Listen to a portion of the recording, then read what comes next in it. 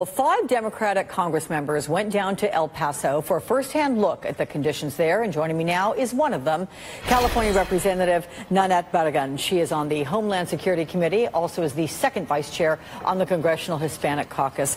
Congresswoman, I'm very glad to get your bird's eye view on all of this. I want your biggest takeaways from that visit, and starting with the most alarming things that you saw. The most alarming was that we're still treating people inhumanely. These are human beings, these migrants that are fleeing violence in their country. I wanted to particularly see where the bridge of that photo where the families were being held. I wanted to see that area, and I wanted to ask questions on where those families are now. What we learned was alarming. They frankly have just been moved to another area. Right. And that is just heartbreaking, what I saw in those tents. They have 3 tents now instead of 1. And we had families, women and children mobbing us, asking for help, crying. One woman in particular had a child, 4 months old, 5 months old. In these tents in the outdoors, it is unbelievable. They have the same clothes on for 5 days. They're filthy. Mom was saying she got 1 pamper a day, even though the officer said they could ask for more than that. It was absolutely heartbreaking to see that these people have been moved. Some of them have been released, but I talked to women and children who have still been in detention since that time. You have called this a humanitarian crisis, and by that description, I don't think anyone can disagree with that. Is there any way to curb it, any way to limit what you're seeing there? Well, you know, Congress passed about $415 million of humanitarian aid in February, and I'm not sure that money is getting down there yet.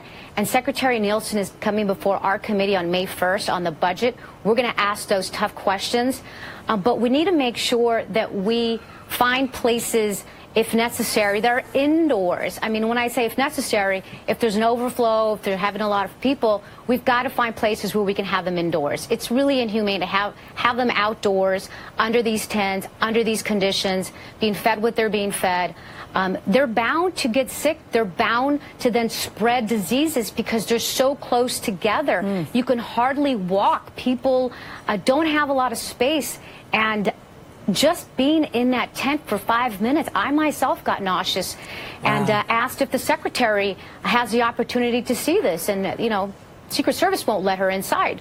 So she's not even seeing what I'm seeing. And it's really heartbreaking. The American people should be outraged, as I am. I remember even last summer with the soaring heat there in Arizona and Texas and people being kept in camps, so we had those issues. So you're right, they need to have structures in which they can stay at least for a short period of time. The president in Las Vegas yesterday, let's take a listen to him demanding cutting aid to El Salvador, Guatemala, and Honduras. Here it is. I've taken a lot of heat from the stupid people that say, oh, gee, we should keep... We have people that work with them that say we should be sending much more money. We should be building things there, helping them. What about building our own country for a change? Wouldn't that be nice? You know, Congressman, I know that you are one of the people who says we should be investing in this country, so it may be prideful for you to hear the president called you one of the stupid people, essentially, and you're like, yeah, no, I know what I'm doing is right. Your reaction to this message from the president is what?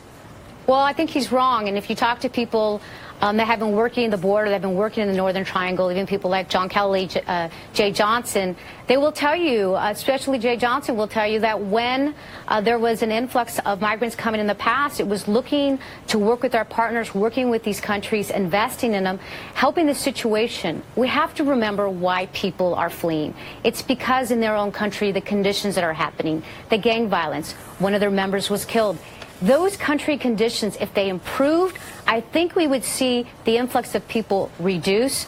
And that, I think, should be our goal, is making sure we continue the partnerships and making sure that we help the situation in that way. Cutting aid is only going to make the problem worse.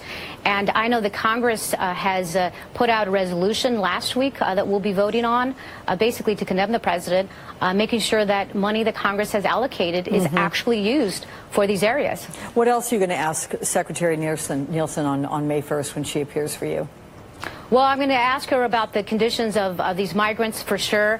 Make sure that she knows what's going on. Sometimes I kind of wonder on what she knows. And I'm going to ask her about the budget, certainly where the money is going that Congress has been allocated situation. And frankly, there's been a slowdown in the immigration process, and it feels to me as though it's intentional. The president loves to inflict pain as a deterrent. He's doing it with families. He did it with the separation policy, and we just have to continue to ask the tough questions so the American people know, and we hold them accountable and try to stop the treatment of migrants. California Representative Nanette Barragán, thank you so much for joining me.